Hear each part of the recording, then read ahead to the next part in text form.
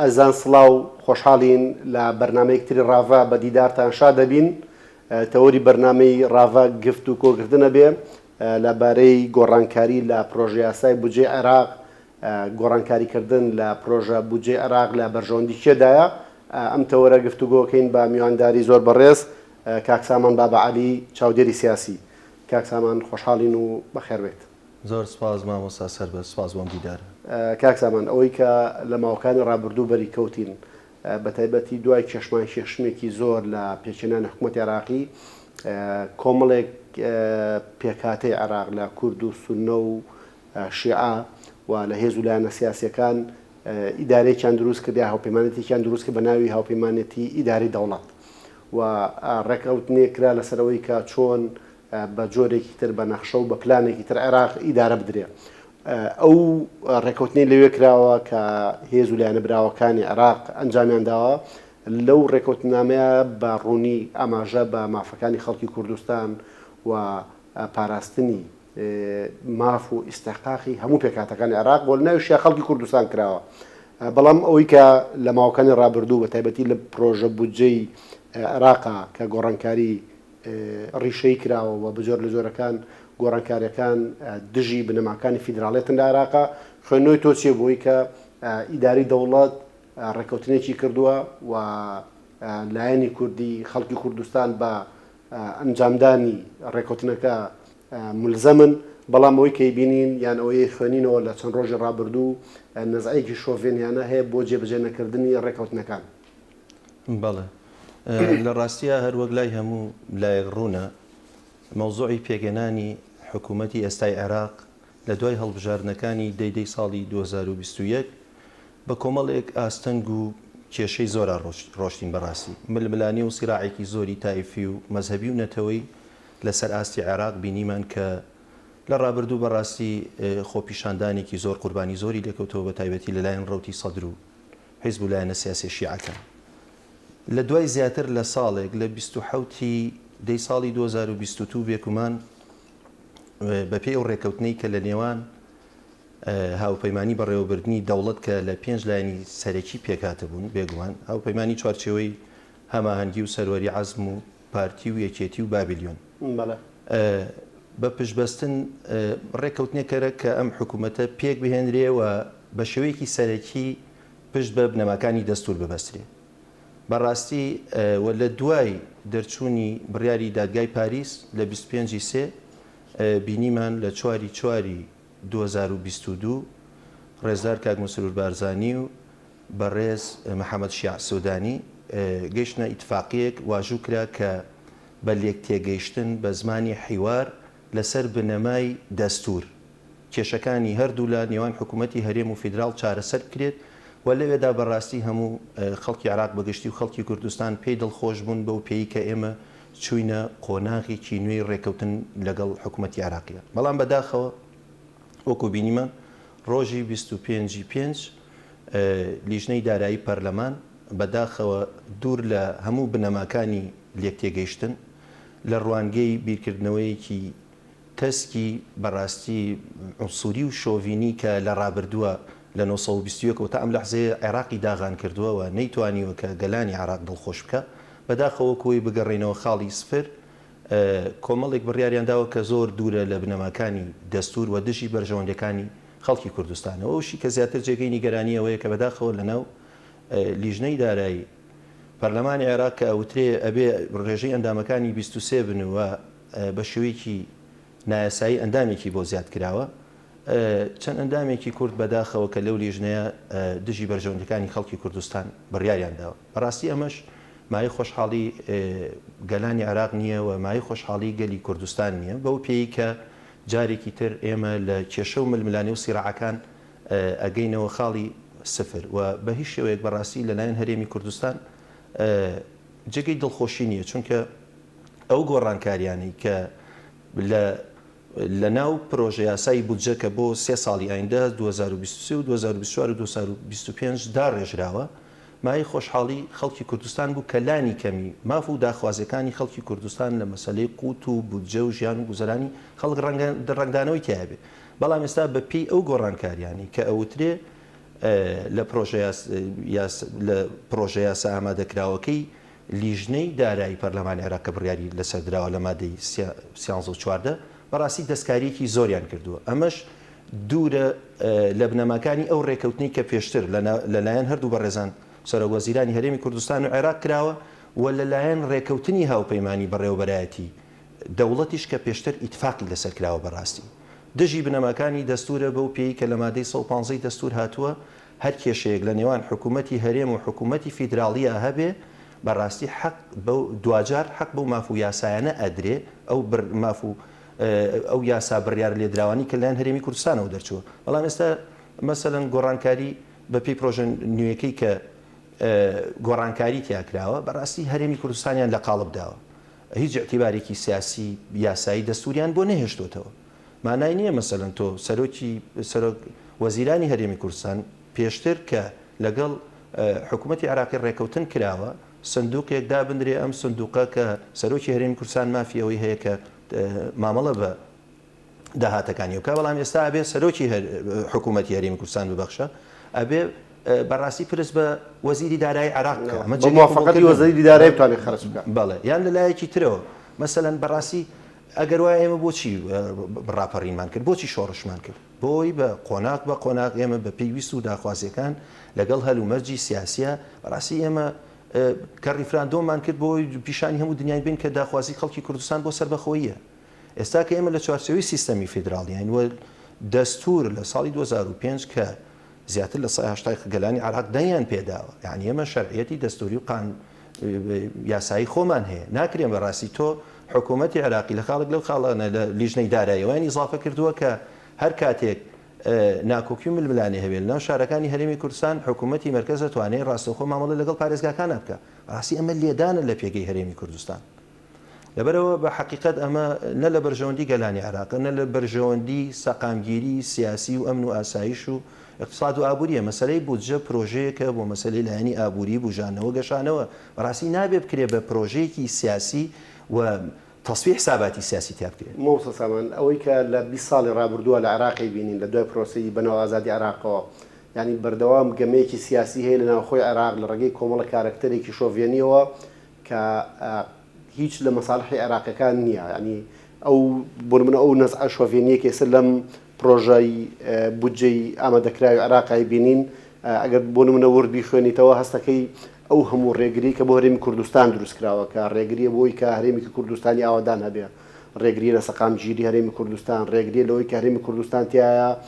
گەشە و نەشون نما بکە ببێ بە کۆمەلگایەکی پێشکەوتوتر لەوەی ئێستا هەیە.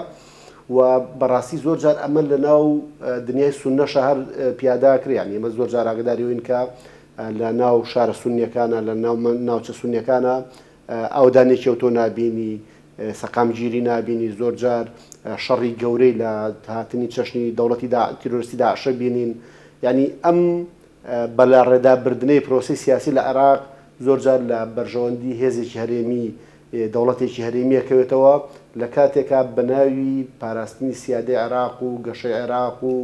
مرکزیت لە عێراق و ئاوادانکردنەوەی عێراق و لەو بابەتە ناڕوە. خوێنەوەی تۆ چیە لەسەرەوەی کە بۆ نمونە زۆرینەی جار عێراقیەکان ئەکرێنەوە بە قوربانی سیاسەتێکی شۆڤێنیانە کە سەرنجام لە قازانجی خەڵکی عێراقانی؟ خۆی لە ڕاستیە پێویستە ینی ئێستای دەسەڵاتی سیاسی عێراق کە زۆرینەی شیعە با بڵێن پێکەنەرەکەیەتی بیر لەوە بکەنەوە لە ڕاستیە پێکهاتەی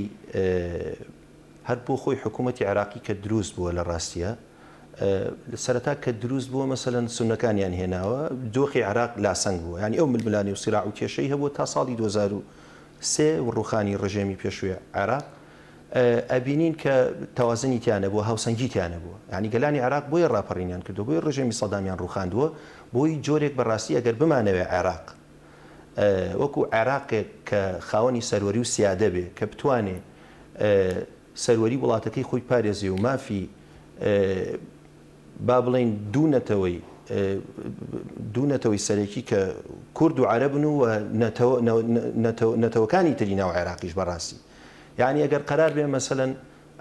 ئەگەر قەرار بێ بەو شێوەیە بێ هەمان هەڵەی ڕابردوو دووبارە ئەکرێتەوە، چ جیاوازیەوە لەوەی کە مەسەلەن سونەکان لە ڕابردووا کردیان کە لە حکومڕانێتی عێراقا بوون. کەواتە حتا هەر دیباجەی دەستوریش بەو شێوەیە داڕێژراوە. یعنی تۆ کاتێک کە ناتوانانی ڕێز لە دەستور بگری ئەو کاتە سیادە و سەروەری عێراقەکەوێتە مەترسیەوە. لەبەرەوە بەڕاستی فعلەن وایە وڵاتانی ناوچەکە بەداخەوە لە ڕێگەی دەستێوەردانی ناوخۆیی چاویان بە سەرکەوتنەکانی هەرێمی کوردستان هەڵنایە. 2014 ژەم کێشەگیر و گرفتانی کە دروست بوو لەوە سەرچاویگر بەڕاستی کە دەستیان بردوەوەی کە بەشە بودجەی هەرێمی کوردستان ڕابگرن. یعنی کورد لە دۆخێکی ناچاریە دەستی بردووە بۆی کە نەوت هەناردەی دەرەوە بکە. حکوومەتی عێراقی بەڕاستی لە ڕابردوو شاپابند نەبووە. ئاین 2007 مەسەلەن هێزی دیجلەیان دروستە کرد ئەیان هێنایە سەر کەرکووک. یعنی ئەوان هیچ کاتێک پامەند نەبوون حتا نزیکەی ئەوانی شارەزای یاسایی و دەستوری نزیکەی 55 مادەی دەستوریان لە ڕابردووە پێشێل کردووە. ینی بۆی ئەمانە تێبپەڕێ و متمانەیەک دروست ببێتەوە بەڕاستی کە زۆر دڵمان پێی خۆش بوو. حتا لە پەیامەکەی جەنابی سەرۆکیش لاکردنەوە یادگەی نیشتمانی نیشتمانی بارزانانی نەمر. یعنی لە پەیامەکەی جەنابی سەرۆکیش ڕوون بوو بە وازەحی باسی کرد حتا دەستخۆشی سوپاسی لە حکوومەتی محەممەد شیع سودانی کرد و هەموو لایانی پێکێنەرەکانی هاوپەیمانێتی بەڕێوەبرنی دەوڵەت. یعنی دڵمان بەوە خۆش بوو کە ئێمە ئەم قۆناغەمان تێپەڕاندە بێت و بینە قۆناغێکی تر. بەڵام بەداخەوە کۆبینین هەمیشە دەستێوەردانی دەرەکی بۆ ناو پرۆسی سیاسی عێراقەیە. یەکێک لەو شتانی کە کاریگەری قوڵی داناوە بەڕاستی لەسەر مەسەلەی لیژنەکە و کە جێگەی گومانە ئەوەیە بە تایبەتی ئەندامانی عەسایبی ئەهلی حەق کە زۆر بە بیرکردنەوەیکی ڕەگەزپەرستانە بەرامبەر بە مافەکانی خەڵکی کوردستان. ئەگەرنا مەسەلەن چمانایەکی هەیە تۆ بای ئەو بە کورد ڕەوانە بینی لە بودجەیەکی زەبەلاح کە بە درێژایی مێژووی عێراق بودجەی زەبەلاحی وانە بووە نزیکەی 200 تریلیۆن دینارە. تۆ بیت مەسەلەن چاو ببڕیتە پشکی هەرێمی کوردستان کە 16 تریلیۆن دینارە لە کاتێکە کە ئەوە 12.6 ئەوە مافی خەڵکی کوردستان نییە بەڕاستی پێشتر لە 100 بوو. یعنی دوایەوە ئەوەشیان پێڕەوانە بینین نەیانەنات. بەرحاڵ ئەگەر بەڕاستی لایەنە سەرێکیەکانی پێکەنانی حکوومەت ئەگەر بیانەوێ ساغلانی کەمی سەقامگیری هەبێ ئەگەر بیانەوێ ئەو بودجەی کە دایان ناوە بەڕاستی لە بەرژەوەندی گەلانی عێراق تێبپەڕێ بەڕاستی نابێ ڕێگەبن ئەندامەکانیان لە لاو نیژنەی دارایی پەرلەمانی عێراق بەو شێوەیە عێراق ئاراستە بکەن کە ببێتە ململانێ و سیراع و مافەکانی خەڵکی کوردستان پێشێ بکەن چونکە بە دڵنیایی قوبوڵ کراونیە. مامۆستا سامان جەناب زۆر تەرکیزە لەسەر جێبەجێکردنی دەستورە. بەڕاستی ئەوەی کە ئێمە لە عێراقی بینین زۆر جار مخالفەی دەستورە. ئەوەی هەر جەنابەت باست کرد زیاتر لە 55 مادە و بڕگەی دەستوری عێراقی پێشێل کراوە و زۆرینەی پێشێلکارەکانش بەرامبەر خەڵکی کوردستانە لە بڕینی بودجەی خەڵکی کوردستان لە هێنانی هێزی لەشکری بۆ سەر خەڵکی کوردستان لە گەمارەخستنە سەر کوردستان لە جێبەجێ نەکردنی ئەو بەرگە و مادە قانونی و دەستوریانەی کە لە عێراق دەرەچن و لە قازانجی خەڵکی کوردستان ئەوان جێبەجێ ناکەن. یعنی ئەوەی کە جێگەی نیگەرانیە ینی عێراق ئێستا خاوەنی سامانێکی زۆرە. ئەوەی کە جەنابەت باسێکی زیاتر لە 200 تریلیۆن بۆ ساڵێک لە عێراقا بودجێ و عێراق خاوەنی ناردنی هەناردەی ڕۆژانە 3-4 ملیۆن بەرمیل نەوتە و ڕوانگەیەکی دیگە کە باسی بکەین بەڕاستی هەرێمی کوردستان بێمشارەکە بێبەشداری نییە لەو سامانێکە لە عێراقا هەیە. بۆ نمونە هەرێمی کوردستان خاوەنی داهاتێکی ناوخۆی باشە. حکوومەت هەرێمی کوردستان لە هەوڵیەوەیە کەرتی کشت و کاڵ و گەشت و گوزار گەشە پێ بە بازرگانی لە هەرێمی کوردستان بە ئەندازەیەکی باش گەشەی کردووە و هەرێمی کوردستان خاوەنی زیاتر لە ڕۆژانە لە هەناردەی 400,000 بەرمیل نەوتە. ینی هەرێمی کوردستان هەرێمێکی پاسیڤ نییە هەرێمێکی مشارک و زیندوو بەشدارە لە داهاتی عێراقا و مافیۆشیەکە لەم داهاتەیە مادەم ئەم مشارەکە زیندوی هەیە لە بواری بازرگانی و کشت و کاڵ و بە بواری نەوت و غازا بەڕاستی حەقیەوەشیەیە کە بە ئەندازێکی باش سودمەند بێ لە داهاتەکانی عێراقا و لە پاڵیشیا ئەو هەموو قەید و ئەستەنگەی کە بۆ بوو لەم پرۆژە یاسایە کە هێشتا نەچۆتە ناو پەرلەمانی عێراقی و دەنگی کۆتایی لەسەر بدرێ. ینی نەزعەیەکی زۆر شۆڤێنیانە هەیە بەرامبەر بە مافەکانی خەڵکی کوردستان بە مشارەکە پێکردنی خەڵکی کوردستان بەو بەرگە و مافە دەستوریانەی کە جەنابەت ئاماژەی پێەکەی لەوەی کە عێراق کە تێگڕای خەڵکی کوردستان و ناوەڕاست و باشووری عێراق دەنجیان بەم دەستورەیەوە و دەستورێکە تا ڕادەیەکە ڕاستە ینی هەموو مافەکانی خەڵکی کوردستانی ڕەچاو نەکردووە. بەڵام لە زۆر شوێنە مافە خەڵکی کوردستانەیە لە زۆر شوێنە ئەم دەستورە ئاماژە بە ئیتیحادیەت و بە یەکگرتنی هەرێمەکانەکات و بە ئارەزوومەندێتی یەکگرتنی ئەم هەرێماناکە و کۆمەڵێک مافی فیدراڵیانشتیاوە بەڕاستی هەرێمی کوردستان لەوەی کە ئەم هەرێمانە خاوەنی هێزی ناوخۆی پاراستنی خۆیان بن ئەم هەرێمانە حکوومەتی خۆجی خۆیانیان هەبێ پەرلەمانی خۆجی خۆیان هەبێ و بە تایبەتیش هەرێمی کوردستان هەرێمێکی چەندە ئیداری و کارژێڕی ئەوەندە شەرێمێکی سیاسیە و هەرێمێکە لە ڕۆنەتەوەیەکەوە دانی پیانراوە بەڵام جێبەجێ نەکردنی ئەم دەستورە و بەردەوام دروستکردنی ئیشکالێت و سەرێشە یعنی ئێمە بگەڕێن بۆ 15 ساڵ لەمە پێش یعنی بەردەوام حکوومەتی عێراقی هێزە سیاسی عەرەبیەکان و بەداخلشەوە هەندێک لە خەڵک لە هەرێمی کوردستان پشتیوانی و نەزعە شۆڤێنیاکە کە ڕێگری لە گەشەی هەرێمی کوردستانەکە یعنی ئەگەر ئێستا مەسێت بکەین لەسەر ئاسی نێودەوڵەتی هەرێمی کوردستان شۆهرەتێکی زۆر باشی هەیە هەر ئەوەی کە زیاتر لە 42 کونسوڵخانە و نوێنەرایەتی لە هەولێری پایتەخت هەیە هەرەوەی کابینین بەشێکی زۆر لە بەرپرسانی نێودەوڵەتی لە ئاسی دەوڵەتە گەورەکان دێنە عێراق دێنە هەولێر هەرێمی کوردستان حزورێکی زیندوی هەیە لە ناو عێراقا بەڵام ئەو نەزعە شۆڤێنیە کار بۆ ئەوواکە کە ڕێگری بکە لەوەی کە هەرێمی کوردستان گەشەی لەمەی ئێستا باشتر بکە خوێنەوە چییە لەم بارەوە زیاتر زانی ئوستاز بەڕاستیە بێن نوخبەی دەسەڵاتی سیاسی ئێستای عێراق بە تایبەتی لایەنی باڵادەست لەوە تێ بگا کە هەرێمی کوردستان وەکۆی کە جەنابیشت باست کرد لە دۆخیەکانیە مەسەن لە دۆخێکی پەراوێزابێ بەڕاستی وەکۆ بینین کاراکتەرێکی کە ڕۆڵی گەورەی هەیە ینی لە سیاسەتی ناوخۆیی لە سیاسەتی ناوچەیی و ناکری ئەمە بەڕاستی نادی دەبکرێت یعنی هەر کاتێکەوان بیانێ بربەز لە بەردەم ئەم گەشەکردن و پێشکەوتنی هەرێمی کوردستان دروست بکەن بەر لە هەر شتێک بەڕاستی کێشە بۆ خۆیان دروستە بێت چکە تازە جارێکی تر هەرێمی کوردستان تۆ ئەگەر بتەوێت مەسەلەن هەرێمی کوردستانەوە لە دەستورە مافەکانی دەستەبەرکرا و سیستەمی سیاسی عێراق سیستەمێکی فیدراڵیە یعنی ئەگەر بتەوێت ئەمە بکەیە بێت بە جۆرێک لە گەڕانەوە بۆ مرکزیت بە جۆرێک لە ئینقلاب بە جۆرێک لە دەستێوەردان کە ئەمە بەڕاستی لەلایەن کۆمەڵگەی نێودەوڵەتیشەوە قوبوڵ کراونیە لەبەرەوە باشتر وایە بەڕاستی ئەوان لانی کەمی مافەکانی خەڵکی کوردستان هەر بەپێی دەستور یعنی هەرێمی کوردستان داوای پشکی زیاتر لەوەی کە خۆی هەیە کە ڕنگدانەوەی هەیە لە دەستور نایکە ئەو ئێوە مافەکانی بەپێی دەستور دەستە بەر بکرێ یعنی دیارترین مادە مادەی 140 کە کاتی خۆی کێشە و سراعی زۆر لەسەر بوو بەڕاستی وایە بە سێ قۆناغ تا سیوەکی 2007 یەکلایی بکرایەتەوە بەڵام وەکو بینیمان تاکوێ هات بەرحاڵ بەڕاستی هەرێمی کوردستان بەر لە هەر شتێک لەم قۆناغی ئێستاە یعنی لایەنێکی با ئینسان قسە لەسەرەوە بکە پەیوەندی بە خۆمانەوە هەیە بەڕاستی یعنی بەداخەوە ئێمە ماڵێکی لێکترازاومان هەیە یعنی ئێمە کێشە ناوخۆیەکانی خۆمان بەڕاستی ئێمە کە باسی دنیای عەرەبیەکەین وەکوی خۆمان زۆر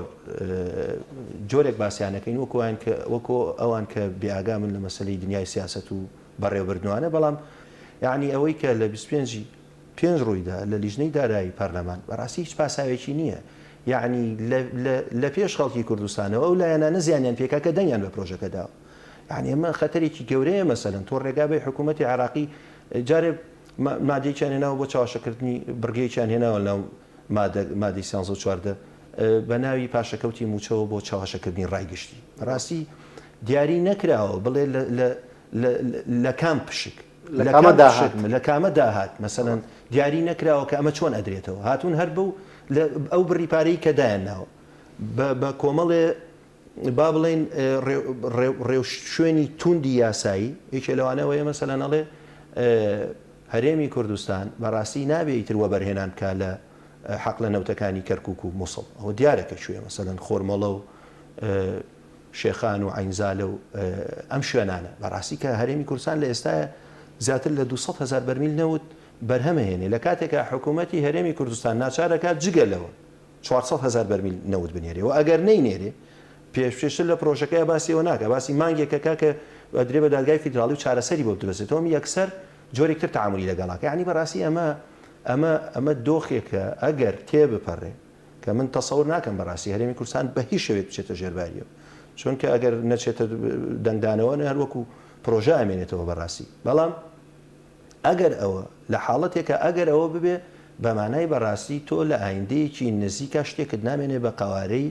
سیاسی و دەستوری و یاسایی هەرێمی کوردستان یعنی حکوومەتی مرکز وەکو مرکز مامەڵت لەگەڵاکە ئیتر هیچ مانایەک بۆ مەسلەی دەستور و بۆ مەسلەی سیستەمی فیدراڵی و بۆ مەسلەی دەنگدانی خەڵک نامێنێتەوە لەبەرەوە بە حەقیقەت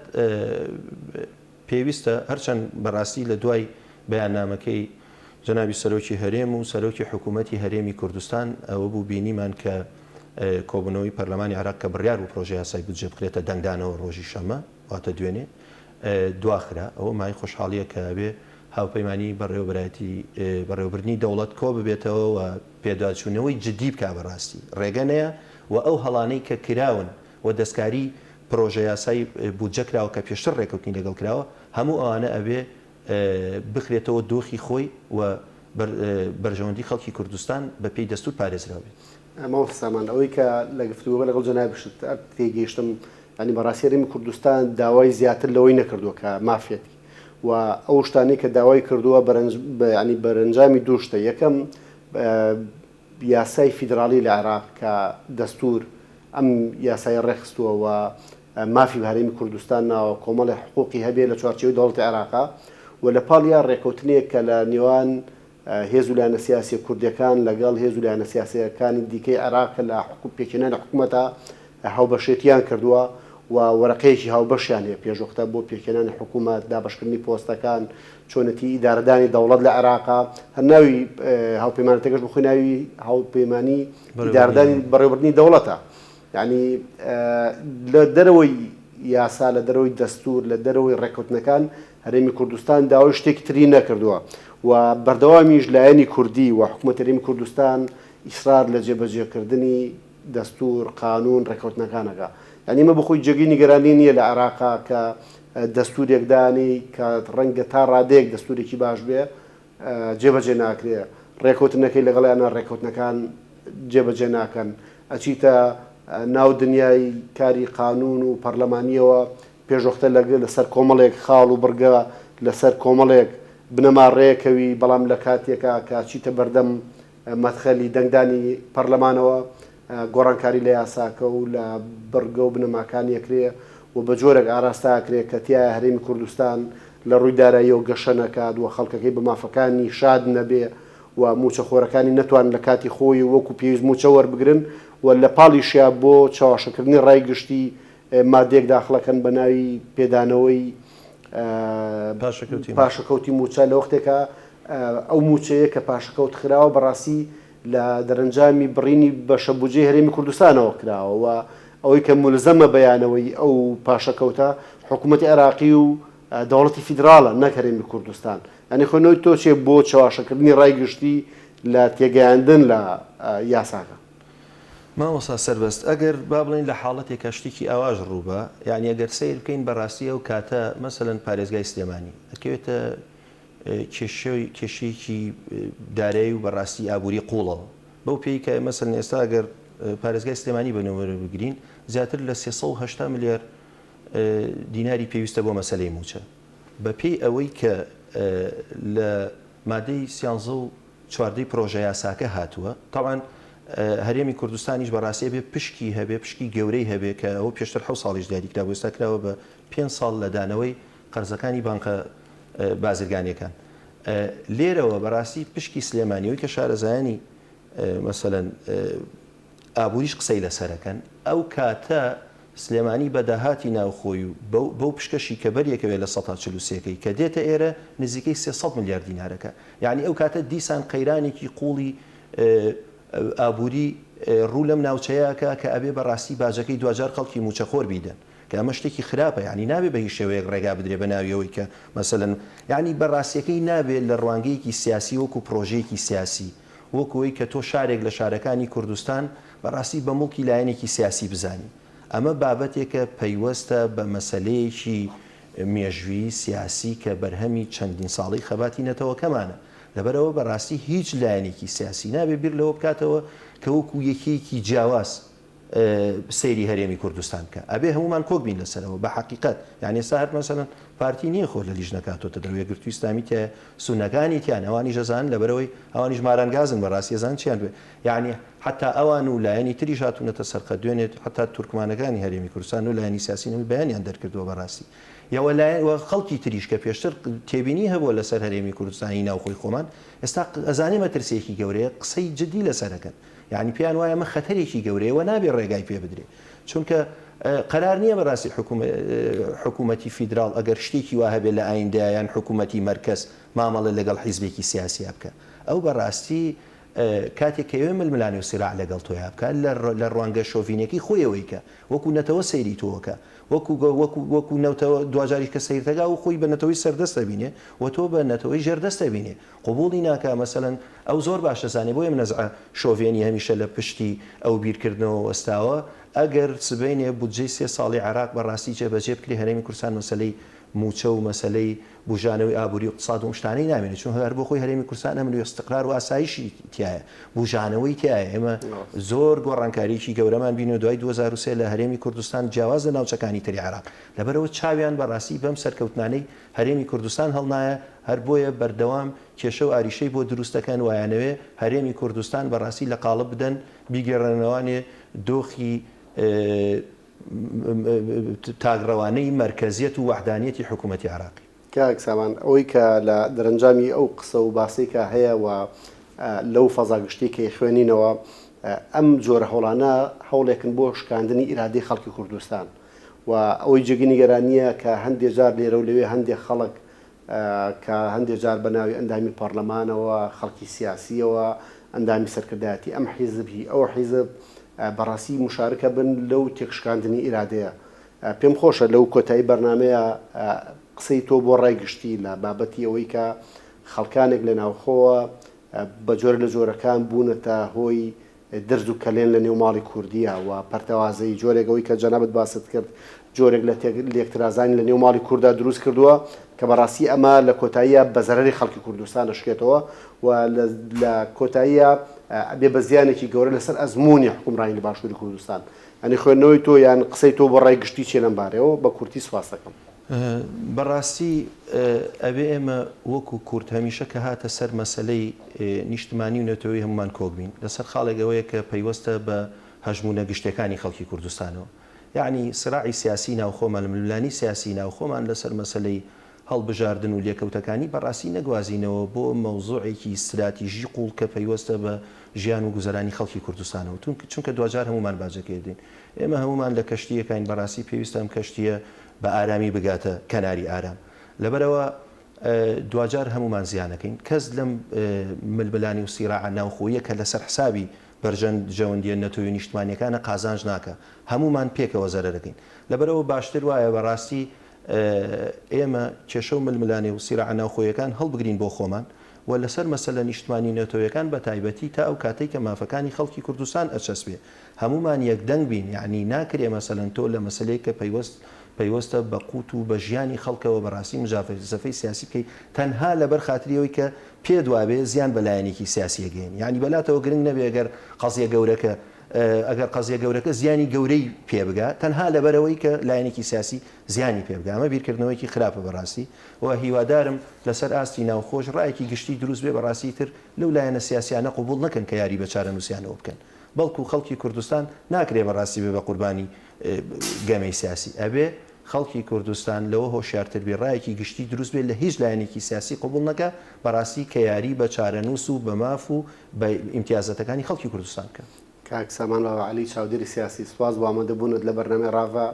و سوپاس بۆ هەموو شیکردنەوەکانت زۆر سپاس بۆ ئێوەش خۆشحاڵ بووم دەستی خۆش بێ ئەزان بەم جۆرە هاتینە کۆتایی بەرنامەی ڕاڤە تا ڕاڤەکردنێکی تر بەخواتان ئەسپێرین و خواتان لەگەڵ بێت.